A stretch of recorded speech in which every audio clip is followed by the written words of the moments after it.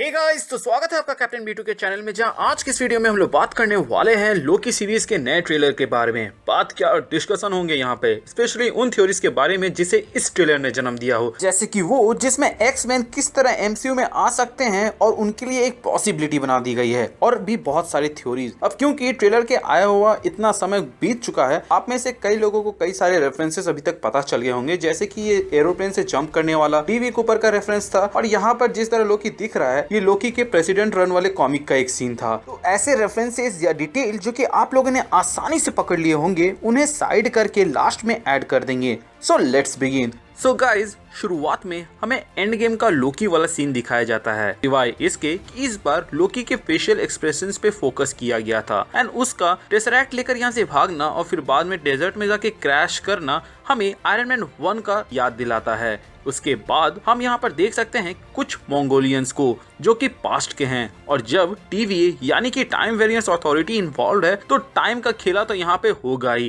And लोकी जब New York से निकला तो उसके पास टेसरैक्ट था, लेकिन जब वो यहाँ पे क्रैश करता है तो उसके पास वहाँ पर टेसरैक्ट नहीं रहता है, जो कि एक ऑब्वियस सा क्वेश्चन उठाता है कि आखिर वो गया कहाँ। जिसके जवाब में मैं आपके सामने एक थ्योरी पेश करना चाहूंगा, जिससे एक्स-मैन की एंट्री भी हो सकती है MCU के अंदर। सो गाइज, लोकी पास्ट में इसलिए क्रैश लैंड करता है क्योंकि स्पेस स्टोन एक वर्म होल बनाता है जिससे आप एक जगह से दूसरे जगह जा सकते हो, बट उसके लिए यूजर के माइंड में जहां जाना है वहां का लोकेशन होना चाहिए। ये चीज कन्वे करने के लिए एक मशीन होनी चाहिए, जैसे कि थॉर के पास थी एस्गार्डियन टेक, जो कि हमें एवेंजर्स 1 मूवी में यहाँ पर दिखाया गया। इसके अलावा थैनोस के पास था इन्फिनिटी गॉटलेट, जिसकी मदद से वो उसे आसानी से यूज करा था। सो हुआ यूं कि लोकी ने स्पेस में जो वर्म होल क्रिएट किया वो प्लेन स्पेस में एक होल के जैसा था, जिससे वो टाइम में पीछे गिरते जा रहा था। बट जैसे ही उसने टेसरैक्ट को खुद से अलग किया, वो इस टाइम में जा गिरा, एंड वो टेसरैक्ट कैंग द कॉन्करर के एक वर्जन जिसका नाम रामाटूट था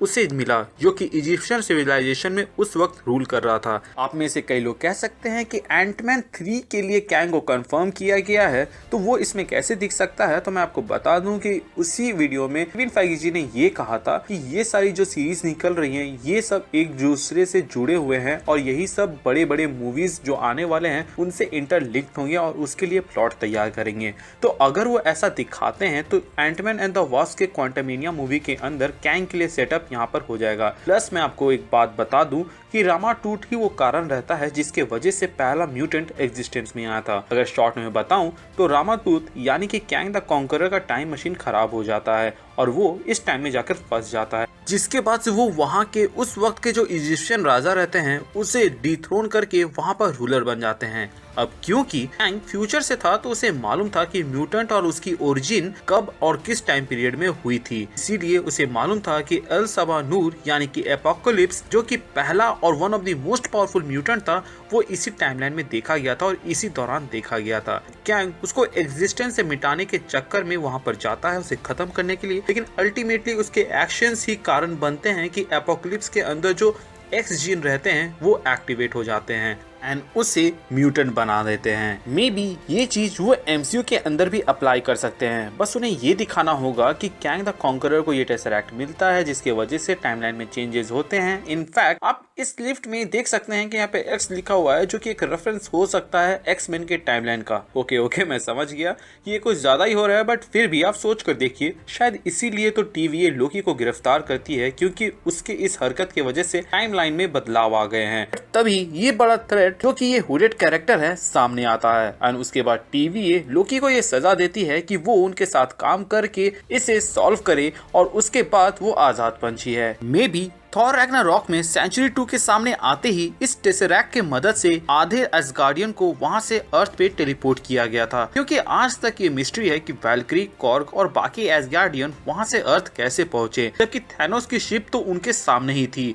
और वहां से अगर कोई पॉड निकलता तो वो उसे आराम से तबाह कर सकते थे। इसके अलावा जिस तरह से ये ट्रेवल करता है वो बाइफ्रॉस्ट की तरह दिखता है, और होना भी चाहिए क्योंकि टेसरैक्ट की मदद से ही बाइफ्रॉस्ट ब्रिज बना था, एंड टेसरैक्ट सबसे पहले ओडिन के पास ही था। इनफैक्ट थॉर 1 में जब बाइफ्रॉस्ट तबाह हो गया था तो ओडिन डार्क एनर्जी से उसे अर्थ भेजते हैं ताकि वो लोकी एंड टेसरैक्ट दोनों को ला सके। फिर बाइफ्रॉस्ट बना, जो कि हमें थॉर 2 में देखने को मिला था। मार्वल के लोगो आने से पहले हम पीछे में लोकी के इनिशियल्स देख सकते हैं। अब मुझे नहीं मालूम आपने ये नोटिस किया या नहीं, बट ये लोकी का जो टोन है वो बहुत हद तक थॉर रैग्नारॉक वाली दिखाए गए लोकी से मैच खाता है। हमारे पास 4 मूवी है जिसमें हम टॉम हिडलस्टन की एक्टिंग को अच्छे से देख सकते हैं। एक में तो माइंडस्टोन या फिर कहें थैनोस के इशारे में था, थॉर 1 और थॉर 2 में उसका थोड़ा डार्क और ग्रीन साइड दिखाया गया, बट थॉर 3 में वो लाइट टोन में था और इसी टोन में हमें वो इस ट्रेलर के अंदर भी देखने को मिल रहा है। तो व्हाट इफ इस सीन में जहाँ टीवीए लोकी को उसके कारनामे गिना रही है, वहाँ वो उसे ऑफर करे कि तुम हमारे साथ काम करो एंड इसके बदले में हम तुम्हें एक अच्छी जिंदगी देंगे, जिसके बाद वो ये दिखाते हैं कि लोकी फ्यूचर में एक सेवियर, एक राजा के जैसे एसगार्ड में रूल करेगा, बट वो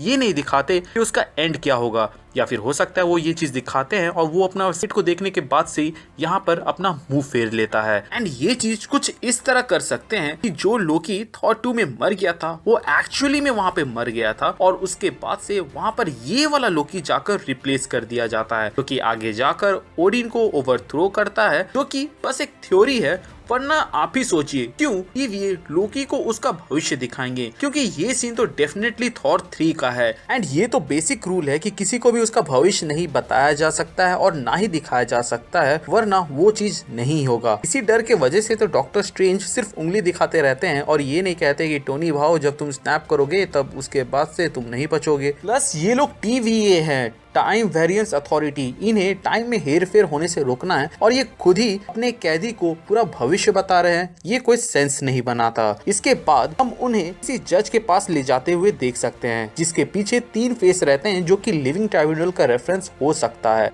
या फिर ये लोग टाइम कीपर भी हो सकते हैं जिन्होंने टीवीए को स्टार्ट किया था और इन्हीं की मूर्ति हमें बाद में यहाँ पर दिखाई जाती है। इनफैक्ट एक सीन में हम इन्हें एक टेक पकड़े हुए देखते हैं जो कि staff of living tribunal type का एक मॉडर्न वर्जन लग रहा है, कि डॉक्टर स्ट्रेंज मूवी के अंदर जो स्टाफ हमें दिखाया गया था वो मैजिक से चलता था एंड ये एक फ्यूचरिस्टिक टेक पे, या फिर ये भी हो सकता है कि ये सिर्फ एक नॉर्मल इलेक्ट्रोशॉक देने वाला स्टाफ हो जो कि हर एक टीवीए स्टाफ के पास था। इसके अलावा एक सीन जहां बैकग्राउंड में सब तबाह हो चुका है, शायद ये वो वर्जन है जिसमें टोनी न्यूक को वार्म होल में ले जाने में असफल हुआ एंड वो न्यूयॉर्क में फट जाता है, या फिर ये वो सीन हो सकता है जिसमें अल्ट्रॉन अर्थ को तबाह करने में कामयाब हुआ। ये सीन जहां पे हर चीज तबाह सी लग रही है, ऐसा लग रहा है मानो ये वो रियलिटी हो सकती है जहां पे डोरमामू कामयाब हो जाता है, या फिर ये सारे रियलिटीज वो हैं जो कि इस मिस्टीरियस कैरेक्टर को ना रोकने का नतीजा हो, जो कि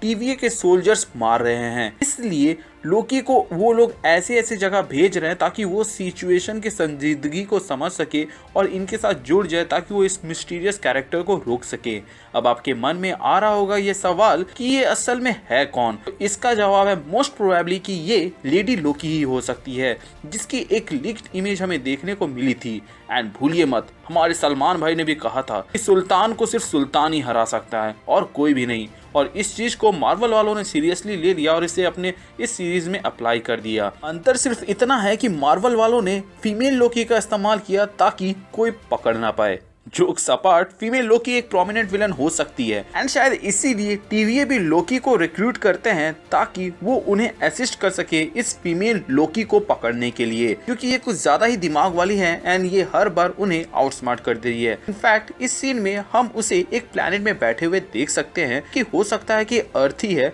जिसे उसने तबाह किया हो एंड इसके बाद वो सिर्फ अपने ही रियलिटी नहीं बल्कि बाकी टाइमलाइंस की भी वाट लगाना चाह रही है, जिसके वजह से ये टीवीए के नजर में आई। क्योंकि टीवीए को घंटा फर्क नहीं पड़ता है कि टाइमलाइन में कितने बुरे इंसिडेंट्स हो रहे हों, उन्हें फर्क सिर्फ इस बात से पड़ता है कि कोई टाइम ट्रैवलिंग या फिर टाइमलाइन में हेर फेर ना हो। इसलिए तो जब थैनोस ने टाइम स्टोन का यूज करके विजन को जिंदा किया था माइंड स्टोन लेने के लिए, तो इन लोगों को घंटा फर्क नहीं पड़ा था। वैसे क्यों टीवीए ने सिर्फ लोकी को पकड़ा, ना कि एवेंजर्स जिन्होंने लिटरली टाइम ट्रैवल जानबूझकर किया था, ना कि लोकी की तरह अनजाने में किया था। इसके ऊपर मैंने एक वीडियो बनाया हुआ है, तो आप उसे चेकआउट कर सकते हैं हमारे चैनल में। उसका लिंक आपको डिस्क्रिप्शन या फिर अभी आई बटन में शो होगा। यहाँ पर आप ये जो येलो लाइटिंग देख रहे होते हैं, ये हो सकता है वो दरवाजे हों जिसके थ्रू ये लोग टीवीए के हेडक्वार्टर से किसी पर्टिकुलर टाइम या किसी पर्टिकुलर प्लेस में जाते हैं, जैसे कि टाइम व्यूअर यूज करते थे लेजेंड्स ऑफ टुमारो के अंदर। लोकी के गले में ये जो बंधा हुआ है, ये वो डिवाइस हो सकता है जिसके वजह से लोकी एनर्जी को चैनलाइज नहीं कर पा रहा है, क्योंकि हम लोग सब जानते हैं कि लोकी मैजिक यूज करता है और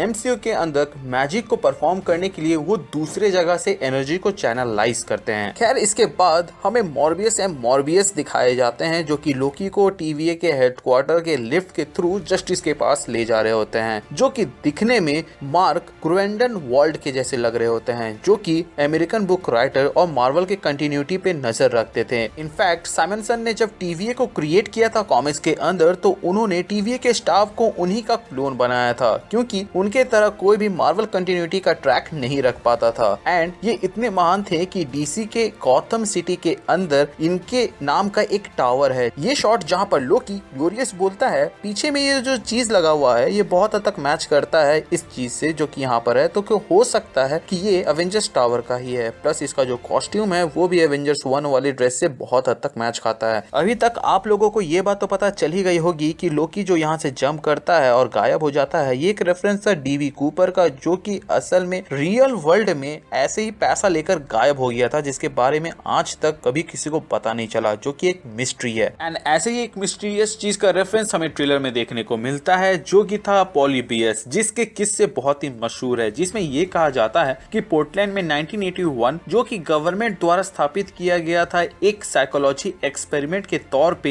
एंड ऐसा कहा जाता है कि इसे देखने के लिए मैन इन ब्लैक भी वहां आते थे और वो लोग वहां पर डाटा माइनिंग और उसके इफेक्ट्स को एनालाइज करते थे। एंड यहाँ पर मैं मूवी वाले मैन इन ब्लैक नहीं बल्कि उन मैन इन ब्लैक के बारे में बात कर रहा हूँ जिन्हें रियल वर्ल्ड में स्पॉट किया गया है और इन्हें एज अ मिथ कहा जाता है। ये दोनों ही रेफरेंसेस देखने के बाद से तो मैं बहुत ही ज्यादा एक्साइटेड हूँ ये जानने के लिए कि लोकी के सीरीज में और कितने सारे मिस्टीरियस चीजों का रेफरेंस दिया जाएगा जो कि रियल वर्ल्ड में अनसॉल्व्ड है। यहाँ पर आप एल लिखा हुआ देख सकते हैं, जिसके नीचे एक बैठने का स्थान भी है जो कि एक थ्रोन के जैसा लग रहा है। यहाँ पर आप देख सकते हैं कि कुछ लोग उसे बचा रहे हैं। इनफैक्ट इस बंदे के हाथ में थॉर के हैमर का एक सस्ता वर्जन देखने को मिल सकता है। इसके बाद हमें क्विक शॉट्स मिलते हैं कुछ एक्शन सीक्वेंस के, जिसमें से हम देख सकते हैं कि एक में वो किसी को बचा रहा होता है तो एक में किसी के प्राइवेट गार्ड या किसी सोल्जर को मार रहा होता है। उसके बाद हमें लोकी अपने अदाओं का बेहतरीन प्रदर्शन इस कन्या के सामने करते हुए दिखाया जा रहा होता है, जिसपे मैं यही कहूंगा बड़े मियाँ तो बड़े मियाँ, छोटे मियाँ तो सुभान अल्लाह। एंड में जब मैंने इस सीन को देखा जहाँ पर सब लोग उसके ऊपर अटैक करने वाले होते हैं, वहां पर अगर आप उसके हेड बैंड पे नजर डाले तो ये मुझे बहुत हद तक थॉर इशू 4 में दिखाए गए लोकी की याद दिलाता है, जिसमें उसने म्योनिर को लिफ्ट किया था। तो मे बी ये एक हिंट हो सकता है एमसीयू में थॉर 4 के लिए कि म्योनिर लोकी ही लेकर आएगा, या फिर वो ढांचा जिसमें हॉट लिक्विड उरु गिरता है बट हमें दिखाया नहीं गया था एवेंजर्स इन्फिनिटी वॉर के अंदर, हो सकता है कि उसके थ्रू म्योनिर वापस आ सकता है।